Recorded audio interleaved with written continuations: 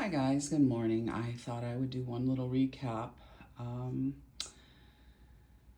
another video. I'm not awake yet. Of course, they were pounding and woke me up around, I think it was 4 a.m. Um, yeah, here we are. Another career they destroyed because haven't done my hair, no makeup.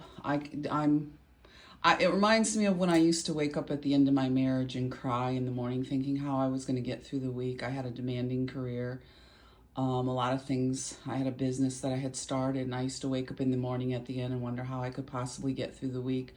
I hadn't quite started catching my husband waking me up with the slamming of the doors. I was starting to realize that the snoring just didn't add up.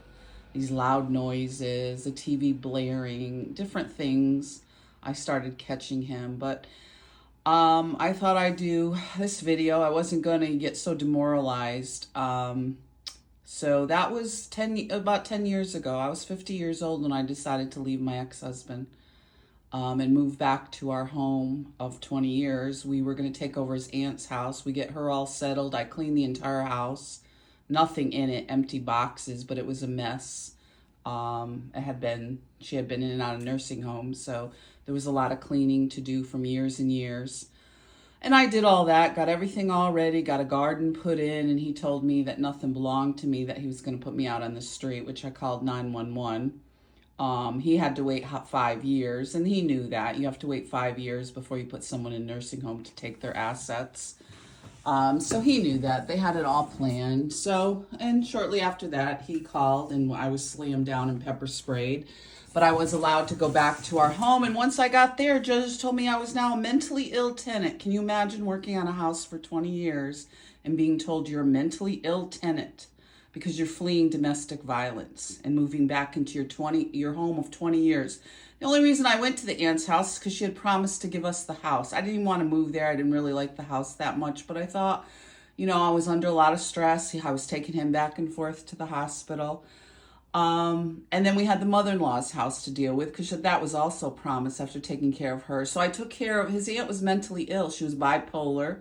The mother was blind. And I took care of these two women for 20 years with the idea being that my sister-in-law got a lot of stuff during that 20-year period, and we were going to move into one house and get a rental income from the other because we had started a real estate business, or we had one right along. I didn't really want to leave my 20-year home, but I thought, well, in the transition, there was so much going on that I decided to go up there. We'd fix the house up, and Evelyn was always going to be mine, but you can see what they did to that. Vandalized it and did all this horrible stuff to it. Made it look like it took the master bedroom, made like a kid's bedroom. I've posted pictures of it. But anyway, so this is a decade later. This is why women are hesitant to leave. I posted that one about the NFL. He was watching the NFL game.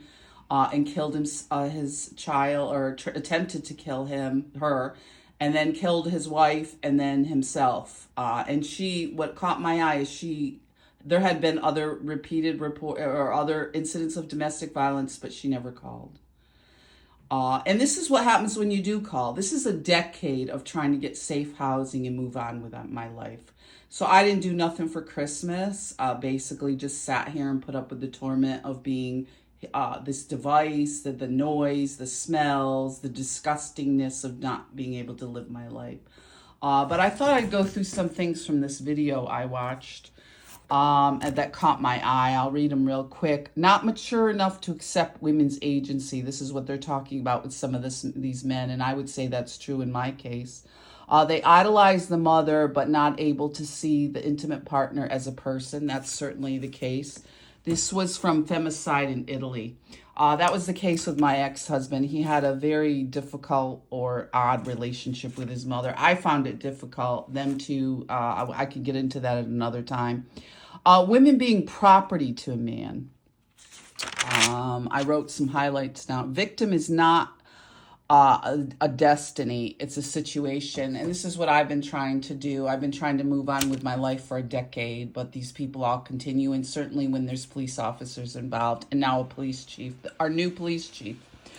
Democracy and patriarchy aren't compatible. I thought that hit me really hard. Democracy and patriarchy aren't compatible. And certainly when you're talking about women's rights and civil rights.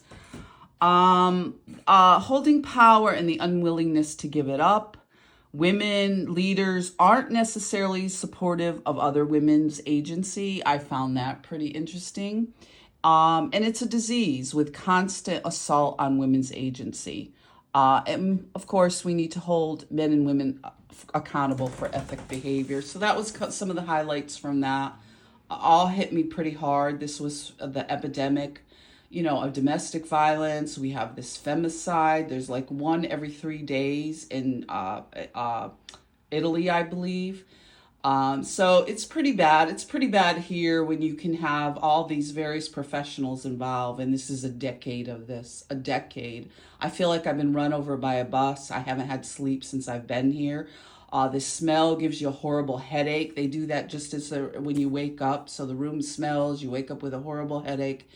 Barely now I just go out to get groceries and I feel like I can't even do that. So we're right back to the same way at the end of my marriage when I used to just wake up in the morning and cry and think how I was going to get through the week, because this is just a terrible way to live. And it's a terrible way after you report with all these people involved and they still can't do their job.